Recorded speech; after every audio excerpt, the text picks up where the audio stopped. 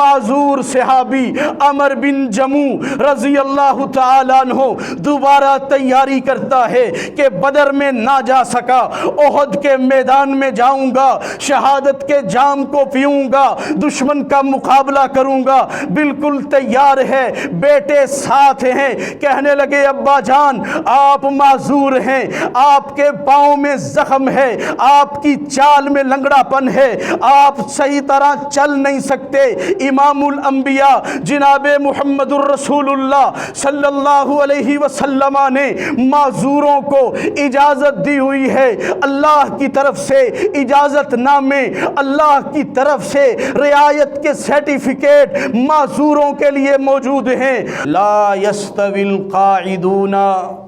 یہ بغیر عذر کے گھروں میں بیٹھ رہنے والے اور اللہ کی راہ میں جہاد کرنے والے، لا یستوی القاعدون، اللہ کے ہاں یہ دونوں برابر نہیں ہیں۔ ایک گھر میں بیٹھا ہوا ہے، امن کی حالت میں بیٹھا ہوا ہے، جہاد فی سبیل اللہ سے، قتال فی سبیل اللہ سے اپنا جی اور اپنی جان چھڑانے والا ہے، اور دوسرا وہ اللہ کا بندہ جو اپنی جان لے کر کے، اپنا مال لے کر کے اللہ کے راستے کے اندر میدان جہاد میں لگا ہوا ہے، میدان جہاد میں قتال و جہاد کرتا ہوا اگلی صفوں میں دشمن سے مقابلہ کر رہا ہے۔ لا یستوی القاعدون، رب العالمین کا اعلان ہے کہ یہ دونوں برابر نہیں ہو سکتے۔ وفضل اللہ المجاہدین باموالہم وانفسہم علی القاعدین درجہ، مجاہدوں کو اللہ نے بیٹھ رہنے والے لوگوں پر درجوں میں فضیلتیں عطا فرما دی ہیں کہ یہ جو اپنی جانوں سے، اپنے مال سے جہاد کرنے والے ہیں، دشمن کے خلاف برسرے پیکار ہیں، میں نے انہیں درجوں میں، فضیلتوں میں، مقام و مرتبے، عزت، شان، رفعت اور بلندی میں گھر میں بیٹھ رہنے والوں سے فوقیت دی ہے اور انہیں بلند مرتبوں پر فائز کیا ہے۔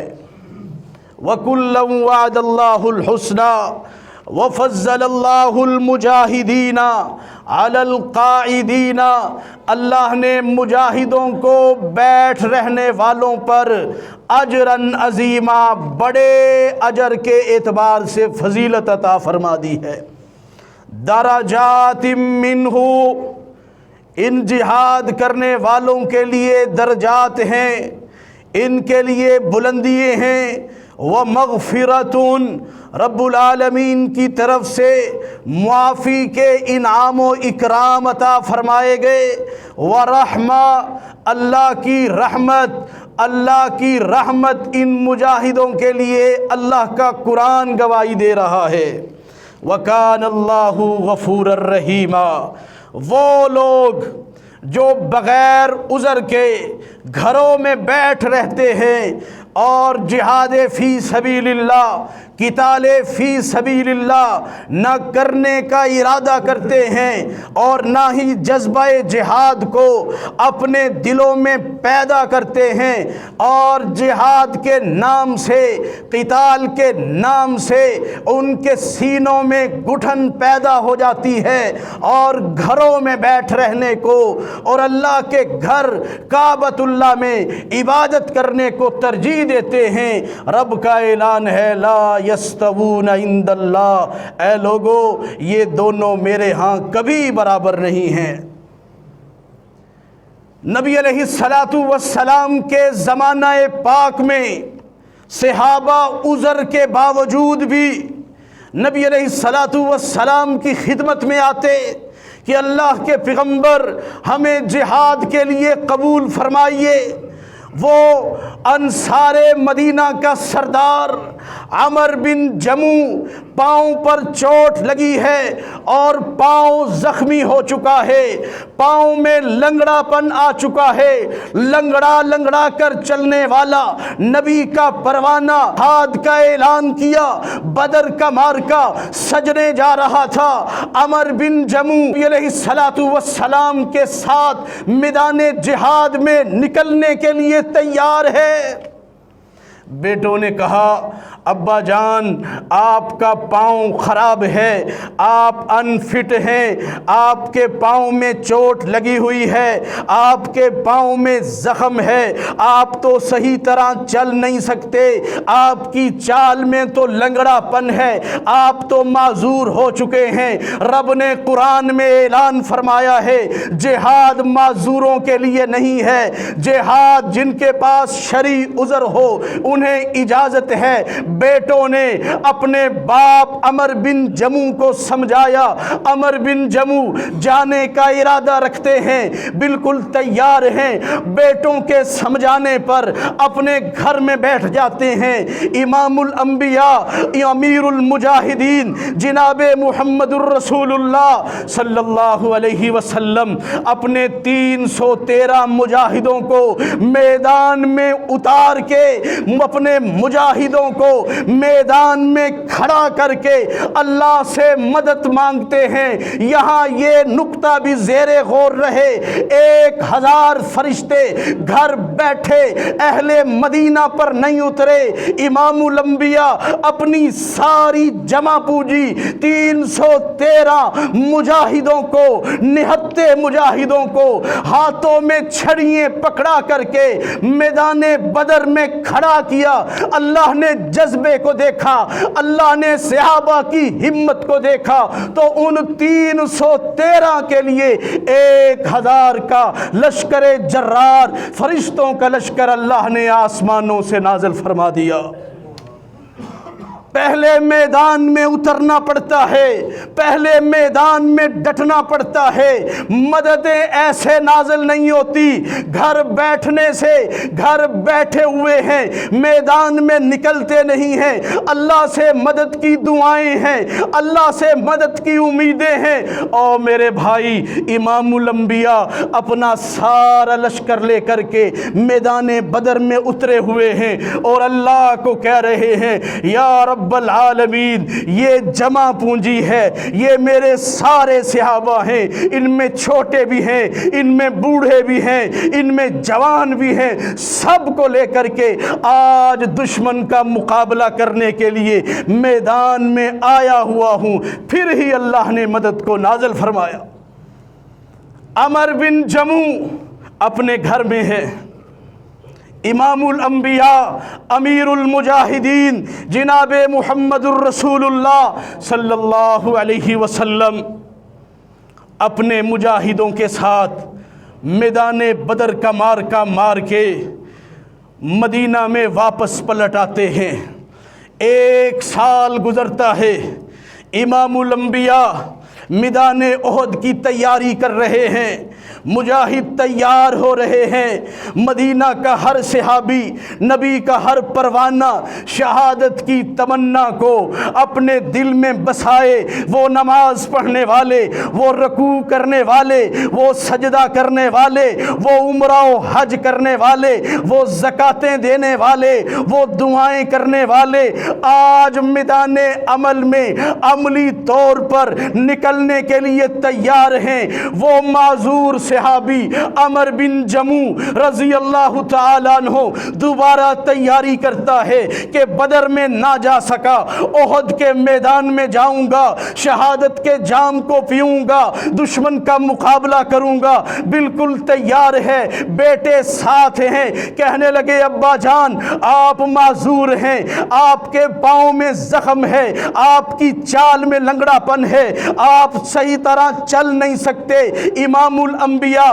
جناب محمد الرسول اللہ صلی اللہ علیہ وسلم نے معذوروں کو اجازت دی ہوئی ہے، اللہ کی طرف سے اجازت نامے، اللہ کی طرف سے رعایت کے سرٹیفکیٹ معذوروں کے لیے موجود ہیں۔ عمر بن جموع رضی اللہ تعالیٰ عنہ ایک ٹانگ سے ایک پاؤں سے معذور ہیں۔ بیٹوں کو کہتے ہیں میرے بیٹو، پچھلے سال بھی جب میں نے جہاد کی تیاری کی، پچھلے سال بھی جب میں مارکا لڑنے کے لیے، جب غزوہ لڑنے کے لیے امام الانبیاء امیر المجاہدین کی قیادت میں اپنے گھر سے نکلنے لگا، تم آڑے آ گئے اور مجھے سمجھا کے بجھا کے میرے گھر میں بٹھا دیا۔ اب میں تمہاری باتوں میں نہیں آؤں گا، میں میدان جہاد میں جاؤں گا، اپنے معذور پاؤں کے ساتھ جاؤں گا، لڑکھڑاتا ہوا جاؤں گا،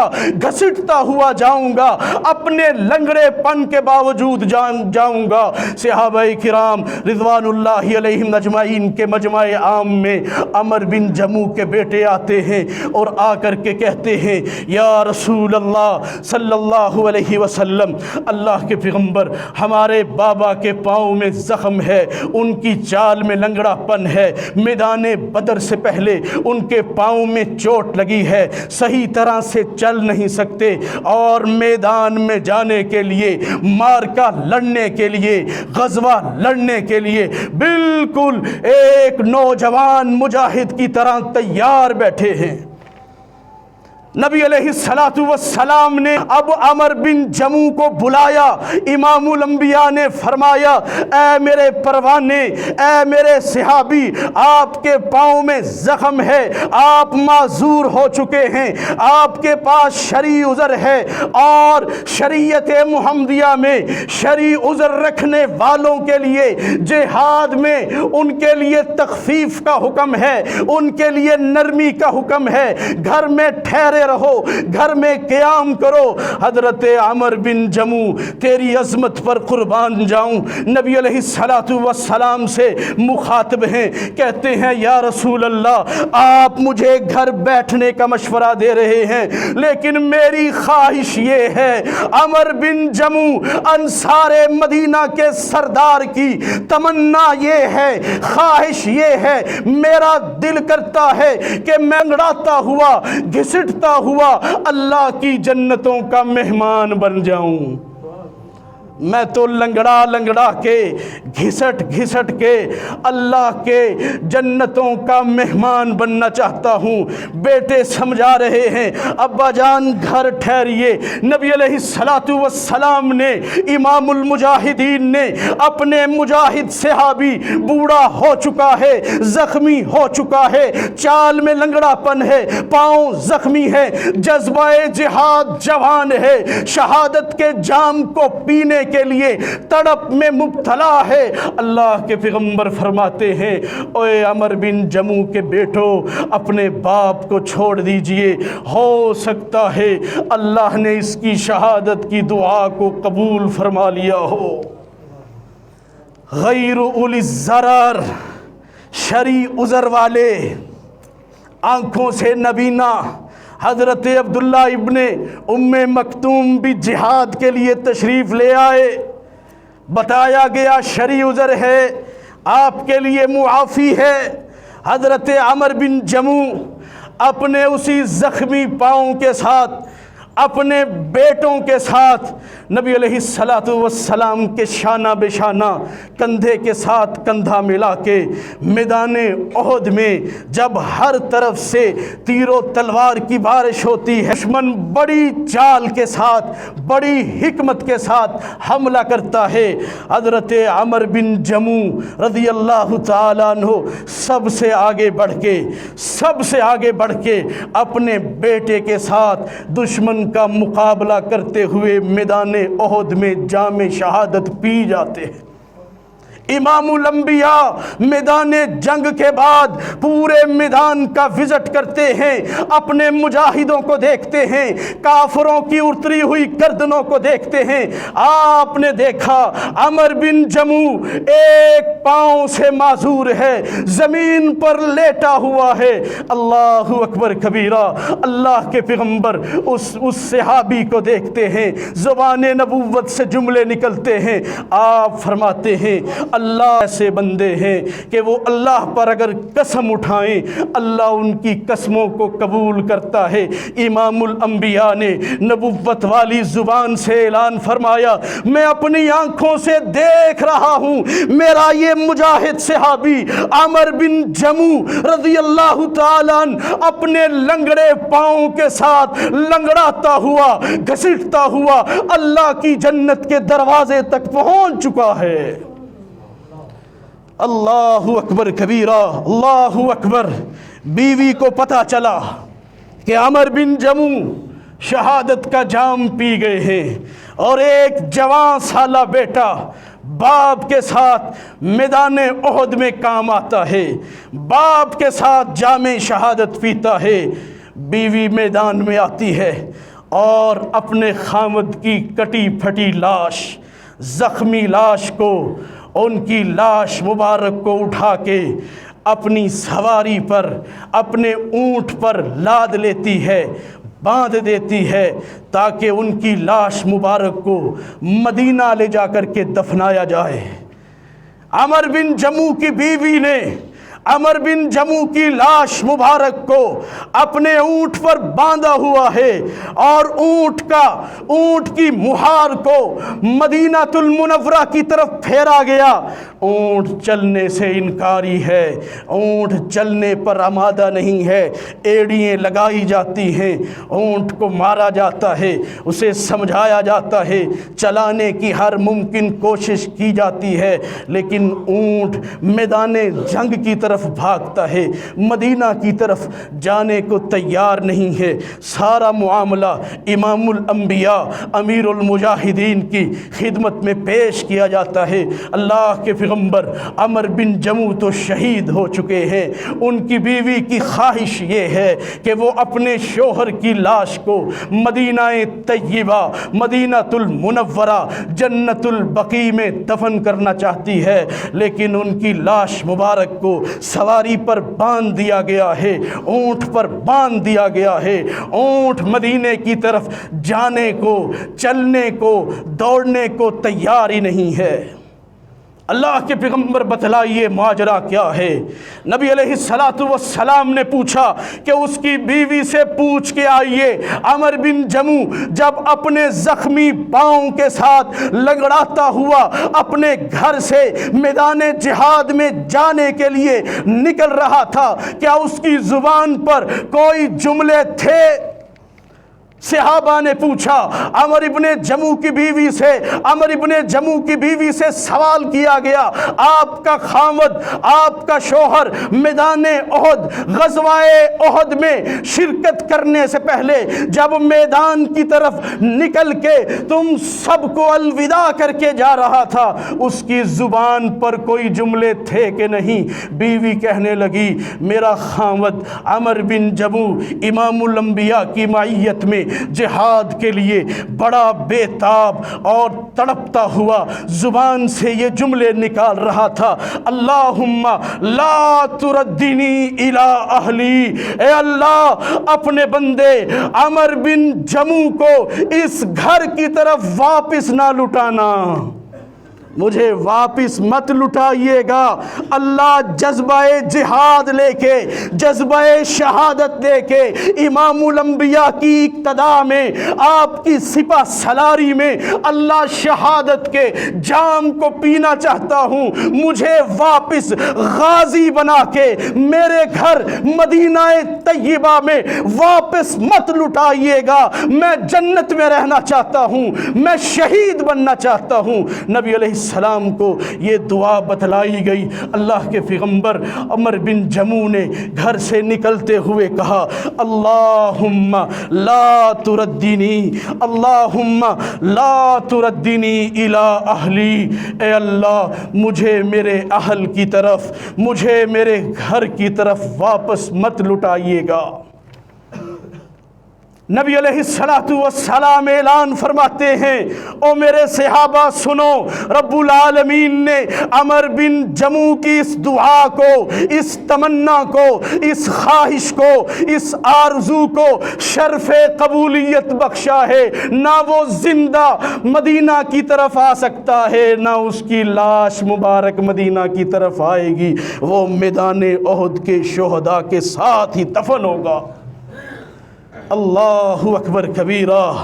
غیر اولی الضراری، جن کے پاس شرعی عذر ہے وہ گھروں میں بیٹھے رہیں، جن کے پاس شرعی عذر نہیں ہے اور پھر وہ گھروں میں بیٹھ جائیں، اور دوسری طرف میدان جہاد میں اترنے والے اپنی جان اور اپنے مال کے ساتھ کفر کا مقابلہ کرنے والے، فضل اللہ المجاہدین، اللہ کا قرآن ہے ایک نہیں 20 آیات مجاہد کی فضیلت پر، مجاہد کی شان پر، مجاہد کی عظمت پر۔ اور آج ضرورت ہے، واللہ قسمم باللہ آج ضرورت ہے مسلمان جذبہ جہاد کو زندہ کریں، مسلمان آنکھیں دکھائیں کفر کو۔ اللہ ان کے آنکھیں دکھانے کی وجہ سے کفر پر لرزہ طاری کر دے گا، لیکن جب تک مسلمان باہر نہیں نکلیں گے، مسلمان میدان میں نہیں نکلیں گے، اللہ کا بھی یہ ضابطہ ہے، اس کی بھی یہ سنت ہے، اس کا بھی یہ قانون ہے۔ جب مسلمان اللہ پر بھروسہ اور توکل کر کے میدان میں اترتا ہے، مدد بھی اللہ تبھی نازل فرماتا ہے۔ آج سوئے ہوئے مسلمان اربوں ڈالرز کے مالک، درموں دینار کے مالک، سوئے ہوئے جذبہ جہاد بھی سویا ہوا، غیرت ایمانی بھی فقدان کا شکار، اور دشمن چاروں طرف سے چڑھ دوڑا ہے۔ سنبھل جاؤ مسلمانوں، سنبھل جانے کا وقت آیا۔ کسی درد دل رکھنے والے نے کیا خوبصورت انداز میں ان اشعار کو جمع کیا اور موجودہ حالات، گزشتہ حالات اور ان حالات سے نکلنے کا راستہ دکھایا۔ کہنے والا کہتا ہے مسلمانوں سنبھل جاؤ، سنبھل جانے کا وقت آیا، بہت سوئے ہو تم، اب ہوش میں آنے کا وقت آیا۔ جلا ڈالی تھی تم نے کشتیاں اندلس کے ساحل پر، جلا ڈالی تھی تم نے کشتیاں اندلس کے ساحل پر، مسلمان پھر تیری تاریخ دہرانے کا وقت آیا، پھر تیری اسی تاریخ دہرانے کا وقت آیا جہاں سے 313 چلے تھے تم مسلمانوں، جہاں سے 313 چلے تھے تم مسلمانوں، انہی ماضی کی راہوں پر پلٹ جانے کا وقت آیا، انہی ماضی کی راہوں پر پلٹ جانے کا وقت آیا۔ بھڑک اٹھے ہیں پھر سے ہر طرف آتش نمرود کے شعلے، بھڑک اٹھے ہیں پھر سے ہر طرف آتش نمرود کے شعلے، انہیں پھر جذبہ ابراہیم، انہیں پھر جذبہ ابراہیم دکھلانے کا وقت آیا، جذبہ ابراہیم دکھلانے کا وقت آیا۔ سنو اے مسجد اقصیٰ سے کیا آواز آتی ہے، سنو اے مسجد اقصیٰ سے کیا آواز آتی ہے، مسلمانوں میری حرمت پر کٹ جانے کا وقت آیا، مسلمانوں میری حرمت پر کٹ جانے کا وقت آیا۔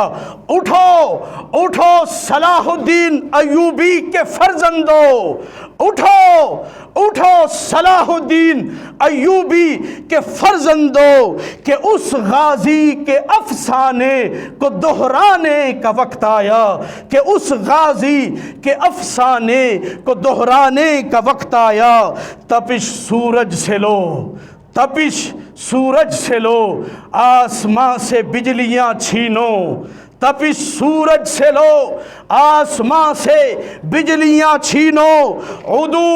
کفر کے آشیاں پر آگ برسانے کا وقت آیا۔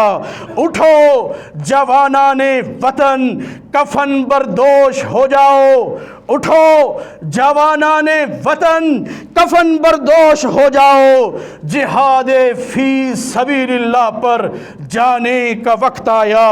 اسلام کی آبرو باقی رہی تو تم باقی ہو، اسلام کی آبرو باقی رہی تو تم باقی ہو، وگرنہ پھر غلامی میں الجھ جانے کا وقت آیا۔